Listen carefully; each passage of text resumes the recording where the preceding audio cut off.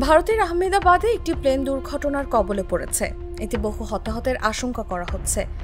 দুর্ঘটনার সময় প্লেনটিতে 242 জন আরোহী ছিলেন বলে জানা গেছে।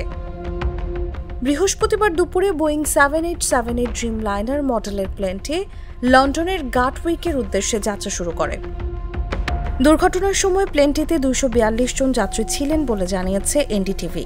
ভারতীয় সংবাদ মাধ্যমটি প্রথমে যাত্রীর সংখ্যা 250 জনের বেশি বলে জানিয়েছিল। বৃহস্পতিবার দুপুরে রাজ্যের মেখানি এলাকায় আদানি বিমানবন্দরের কাছে এই দুর্ঘটনা ঘটে।